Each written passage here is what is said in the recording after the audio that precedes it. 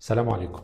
مبدئيا كده الحلقة دي للشاطرين، فلو كنت من ولاد المذبذبة اللي بيتحركوا كتير في مستقبلهم فالحلقة دي برضو ليك. أنا كنت بهزر معاك. تعرف إن الشطارة مؤذية؟ أنا عارفك إنك بتحط دايما الشطارة معناها النجاح، لكن الحقيقة في فرق كبير قوي بينهم. زي مثلا النجاح ممكن نعرفه على إنه بوزيشن كبير في شركة وفي حد في البوزيشن ده أنت عارف إن هو شخص على الله من كله ومش شاطر في حاجة، بس هو موجود في البوزيشن ده. فالبوزيشن أو المكانة الاجتماعية اللي هو فيها انعكست عليه فطلعته ناجح. فمعنى كده ان النجاح مش هو الشطارة. تحديدا في الحياة العملية بيعاني فيها الشاطر والموهوب اكتر من اي حد، مع ان ده عكس اللي اتربينا عليه زمان واحنا صغيرين في المدرسة او حتى لما دخلنا الجامعة. اكتر حد ما كانش بيعاني كان الطالب الشاطر، بيبقى كل الناس عايزة تبقى اصحابه ونادرا قوي ما حد بيخسره. اول ما بتتخرج من الكلية وبتبدأ حياتك العملية وبتشق طريقك بتبدأ تتعرف على مفهوم الشطارة بمعناه المختلف. الشطارة هنا اللي بتكلم عليها شطارة مهنية وشطارة اجتماعية وشطارة حتى فنية. لما بتكبر وتكون مميز أو شاطر في حاجة بتلاقي إن أعدائك بيكتروا وبتدخل حوارات كتيرة جدا وإنت مش طرف فيها وما تعرفش عنها حاجة. يعني مثلا بتكون الأكثر تقييما في الشغل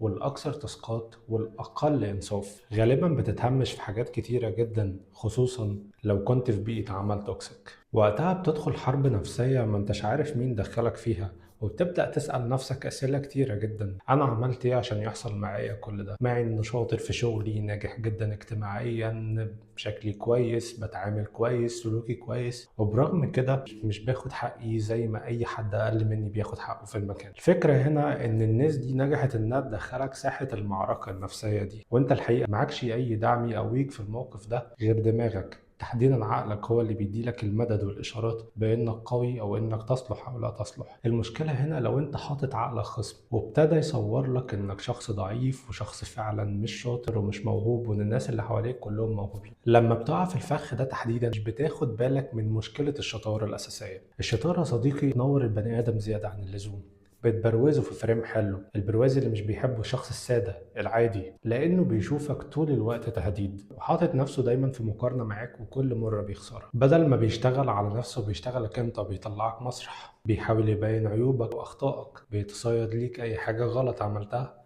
مع ان انت لو نجحت في حاجات كتيرة في مكانك او عملت حاجات مبهرة عمره ما هيحاول يبروز ده ولا هيقول فلان عمل كذا كويس. لكن اول ما هتقع محدش هيسمي عليك. مكافحة الشطارة يا صديقي ملهاش سن ولا نوع، ما بتفرقش بين راجل وست، كبير كان او صغير. الفكرة هو انت بتمثل له تهديد ولا لا. عشان كده سهل جدا تلاقي ان انت لو شغال في شركة تلاقي مديرك اللي اكبر منك بسنين كبيرة قوي وبوزيشن محترم ومرتب كبير بيحاول دايما يتصيد لك الاخطاء برغم انك شاطر وبتعمل اللي عليك. هو بيعمل ده تحديدا لانه برضه شايفك تهديد، بيجرك للحرب بتاعته عشان تخسرها على المدى البعيد. بيبدأ يكسر فيك سنة سنة لأن هو أقل منك في الشطارة، أقل منك في الذكاء، وأقل منك في الموهبة. فإزاي حتة عيل صغير هيعلي عليا وينجح؟ فبيقعد يكسر فيك أنت عشان تبدأ تحبط وتشك في إمكانياتك وقدراتك وتسيب له المكان فاضي، ويجي ضحية من بعدك يمارس عليها نفس الضغوط ويوقعهم في فخ الشطارة. ولما تبقى شاطر أكتر أطلع لك غلطات أكتر عشان أبين إن أنا اللي ناجح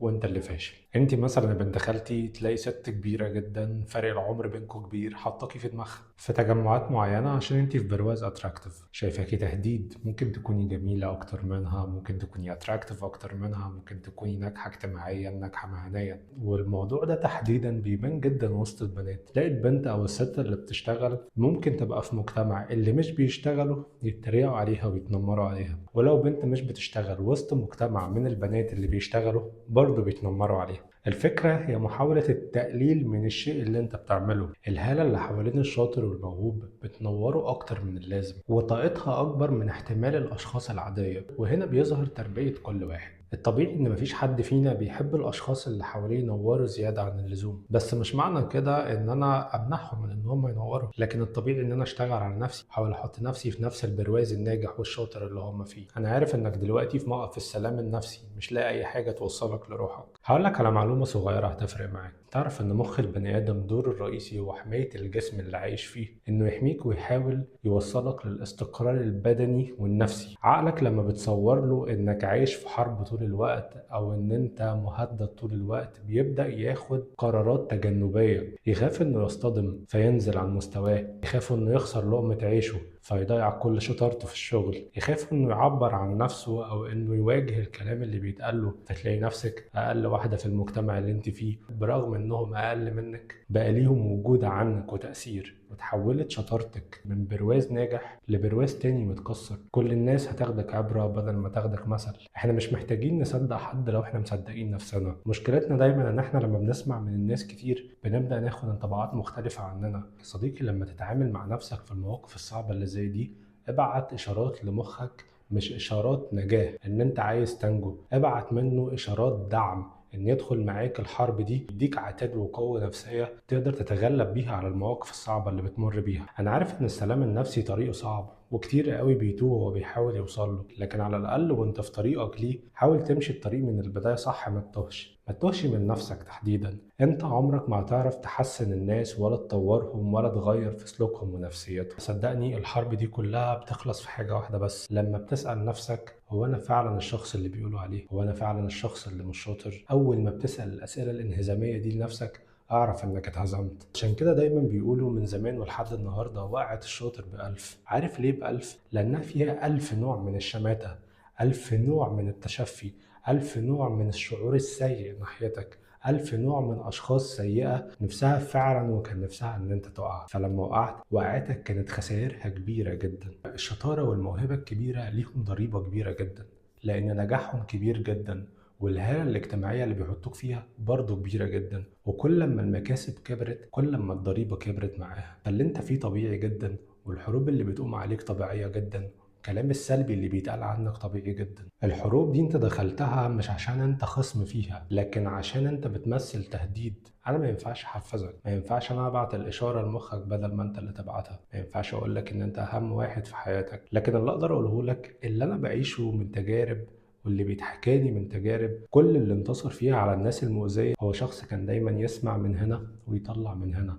عمره ما دخل كلام الناس في فلتر، لكن كان دايما كل يوم يدخل شخصيته في فلتر. كل يوم يحلل هو عمل ايه من ايجابيات وسلبيات، كل يوم عن التاني بيحاول يتعلم اكتر. انا ما عنديش حل سحري ينجيك من كل النفوس المؤذية دي، بس زي ما قلت لك من اول الحلقة الفكرة كلها في الإشارات اللي بتبعتها لمخك. هل بتطلب منه دعم في حربك ولا بتطلب منه نجاة وإنه يعديك من المواقف دي؟ على حسب ما بتبعت له، على حسب ما بيتعامل وبيفهمك نفسك، على حسب رؤيتك لنفسك تهزم أو تنتصر. وفي الآخر حابب أقولك بلاش حد يستنزفك في حرب باردة. أنت أولى بكل طاقة حاول تجدد فيها حياتك وتبقى أحسن مع الوقت. اعرف إمكانياتك واسعى دايما إنك تعمل بيئة تعرف تهرب لها في نهاية كل يوم وانت راجع من الحرب. بس يا سيدي دي نهاية الحلقة وده اللي كان عندي أقوله لك النهاردة. أتمنى لو الحلقة عجبتكم تعمل لايك وسبسكرايب وتفعل زر التنبيهات عشان يوصلك كل جديد. كان معاكم محمد المصري، سلام.